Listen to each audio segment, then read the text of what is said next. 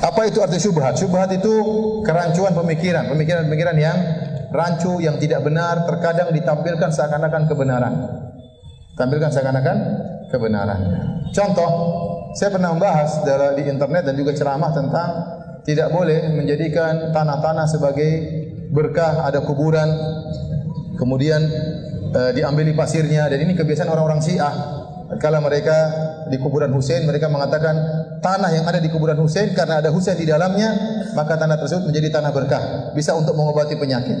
Ini orang-orang Syiah seperti itu. Akhirnya ini diadopsi oleh sebagian saudara-saudara kita. Mereka ngambil tanah kuburan wali ini dibawa pulang. Ini semua tidak benar, tidak ada dalilnya. Bahkan ini khurafat. Saya kita khawatirkan sarana kesyirikan, ya, karena para ulama telah mengingatkan, Imam Nawawi, Imam Al-Ghazali melarang mengusap-usap kuburan, meskipun kuburan Nabi sallallahu alaihi wasallam, apalagi selain Nabi sallallahu alaihi wasallam. Kemudian ada orang bantah, dia pakai syubhat. Dia bilang, bukankah Nabi di antara cara ruqyah Nabi sallallahu alaihi wasallam adalah mengambil air liur kemudian diletakkan di tanah, kemudian tanah itu diusapkan di tempat luka atau tempat sakit dengan berdoa, ya,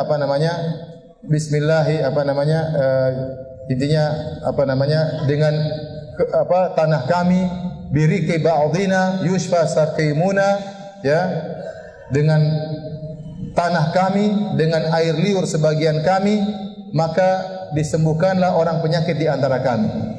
Jadi kata mereka, lihat, tanah ternyata bisa, ini dalilnya sahih.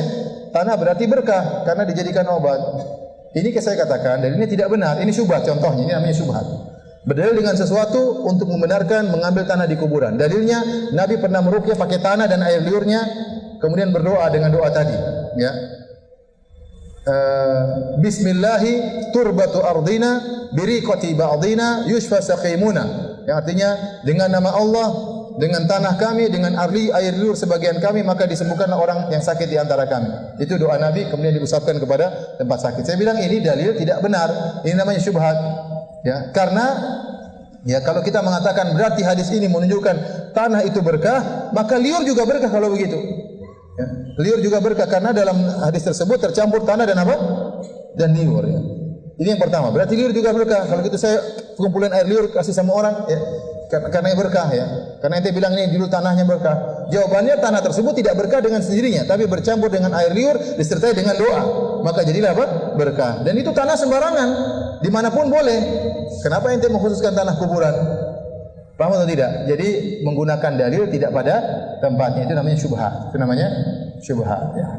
Contoh, seorang mengatakan boleh seorang melakukan bid'ah, ya, karena Nabi membenarkan orang sahabat-sahabat bikin bid'ah, Nabi biarkan. Bilal ditanya, apa yang buat engkau masuk surga? Kata dia, tidaklah saya solat, tidaklah saya berwudu kecuali saya solat. No, ini Bilal bikin kreasi bid'ah dan Nabi membenarkan, berarti boleh dong bikin bid'ah, ya. Kita katakan tidak benar. Yang pertama, dari mana kamu tahu Bilal yang buat kreasi? Bisa jadi Bilal pernah dengar dari Nabi sebelumnya, kemudian Bilal menceritakan, saya ini setiap habis wudu saya apa? Salat. Contoh, Nabi mungkin mengatakan kepada seorang, saya mendengar engkau di surga. Apa yang buat kau masuk surga? Apa amalan yang paling kau andalkan? Saya berbakti kepada orang tua, wahai Rasulullah. Apakah berbakti kepada orang tua karya dia? Tidak, tapi mungkin dia pernah dengar dari Nabi sebelumnya. Tidak ada nas tegas mengatakan ini karya Bilal. Tidak ada. Paham? Yang kedua, waktu Bilal jelaskan, Nabi benarkan. Ini namanya sunnah takririyah. Dalam masalah usul fikih ada namanya sunnah takririyah, itu sunnah pembenaran Nabi sallallahu alaihi wasallam. Karena terkadang sahabat melakukan sesuatu Nabi benarkan, terkadang sahabat melakukan sesuatu Nabi tidak benarkan. Nah, sekarang orang berdalil dengan ini, Nabi sudah meninggal dunia, bebas dong. Yang tukang pembenarannya siapa? Sekarang sudah meninggal. Paham? Di zaman Nabi ada sahabat yang berkreasi dibenarkan. Kalaupun ada yang salah, ijtihad sahabat ada yang dibenarkan, ada yang disalahkan oleh Nabi sallallahu alaihi wasallam. Nah, kalau kita berdalil pada yang Nabi benarkan saja, ya semua orang sekarang nanti bisa bikin bid'ah dong. Tukang pembenarannya sudah meninggal dunia, siapa? Nabi sallallahu alaihi wasallam. Ini namanya dalil tidak pada tempatnya. Sehingga dengan memahami seperti ini boleh orang bikin bid'ah selebar-lebar, sebebas-bebasnya. Kita mau bikin sholat 3 rakaat setelah maghrib, sholat 3 rakaat setelah isya, kenapa dilarang? Coba kalau saya bikin kreasi saya, boleh atau tidak? Kenapa tidak boleh? Kan Bilal bikin sholat 2 rakaat setelah wudu. Boleh atau tidak? Sekarang saya bikin 3 rakaat setelah isya. 6 rakaat deh, biar antum boleh. 6 rakaat. Boleh atau tidak? Tidak boleh. Sekarang ada orang 2 rakaat setelah sa'i. 2 rakaat setelah tawaf ada. Ada orang Indonesia bikin 2 rakaat setelah sa'i. Boleh atau tidak? Enggak boleh. Itu berarti ente nambah-nambah umrahnya Nabi. Nabi tidak ada 2 rakaat setelah sa'i. Oh, kan boleh kita berkreasi, bila lagi berkreasi Ustaz. Akhirnya orang bebas seperti ini. Ini ngawur namanya. Ini namanya pendalilan yang ngawur, ya, tidak benar.